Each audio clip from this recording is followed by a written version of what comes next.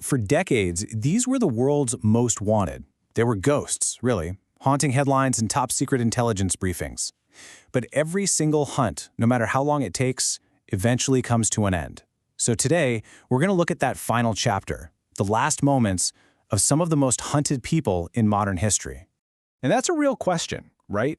When a person lives completely in the shadows, avoiding all technology, using disguises, surrounded by loyal followers, their death is almost never simple. It's usually a story of incredible technology, or deep betrayal, or just overwhelming force, and sometimes it's all three at once.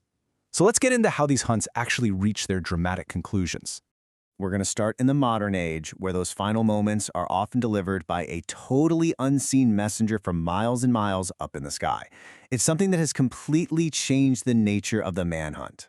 So you got to picture this. For months, U.S. intelligence just watched and they waited.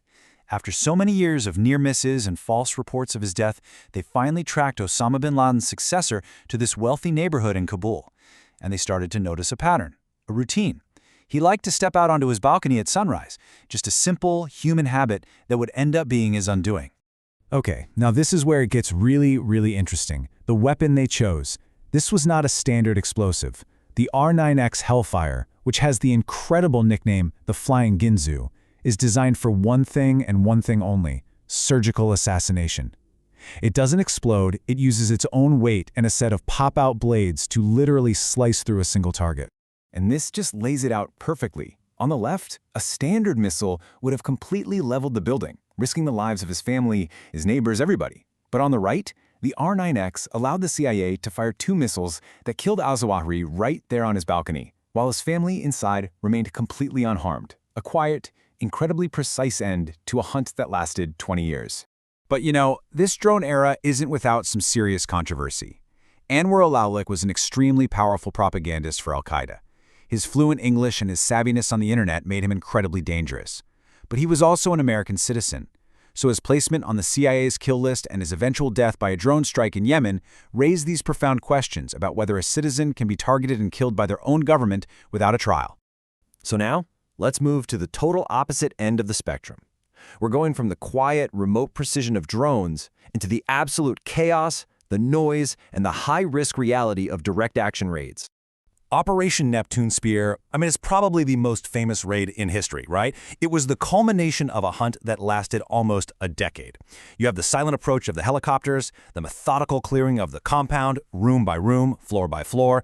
Bin Laden was found on the top floor, and in just a matter of seconds, it was all over. His body was then quickly removed and buried at sea, mainly to prevent his grave from ever becoming a shrine. Just let that quote sink in for a second.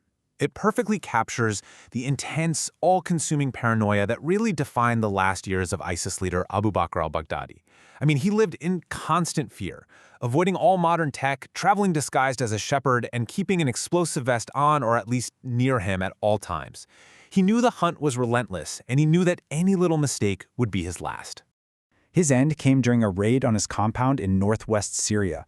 And what's wild is that this operation required the US, Russia, and Turkey to cooperate just to secure the airspace.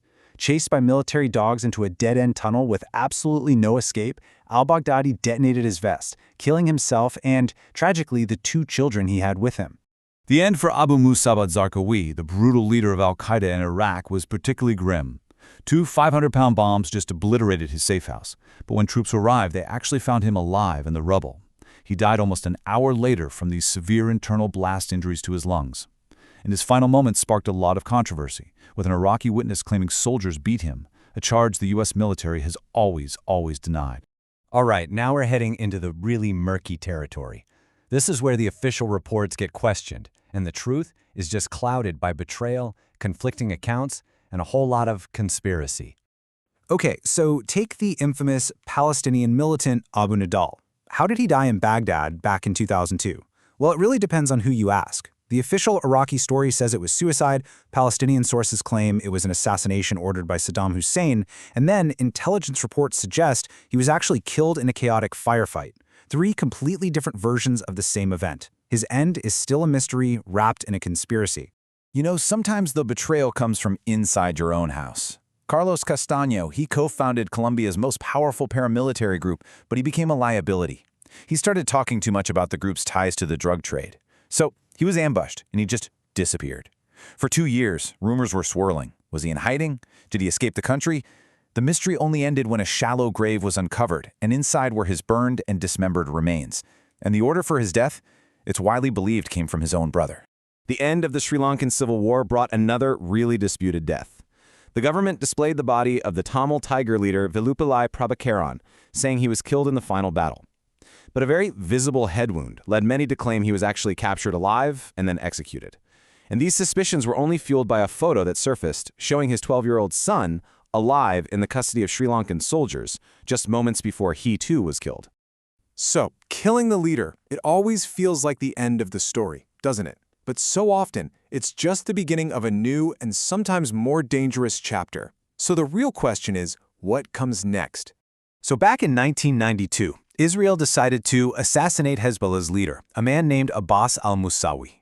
An initial plan to just kidnap him was scrapped at the last minute in favor of a direct strike. Apache helicopters fired on his convoy, killing him, his wife, and his young son. But here's the thing. Even before the strike happened, there were warnings coming from inside Israeli intelligence. The argument was basically that Hezbollah wasn't just built around one man. Taking out al-Musawi wouldn't cripple the organization, and they were really afraid that his replacement could be even more extreme and more effective. Well, those warnings proved to be tragically prophetic.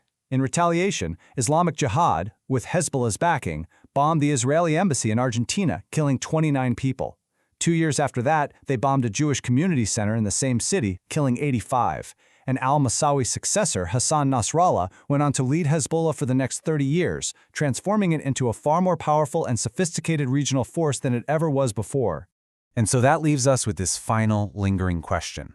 Whether the end comes from a drone in the sky, a raid in the dead of night, or a betrayal from within, the hunt always concludes. But while ending one life can feel like a victory, we've seen how it can also be a catalyst. Does the end of the hunt truly solve the problem, or does it just create a vacuum for something new and potentially much worse to rise from the ashes?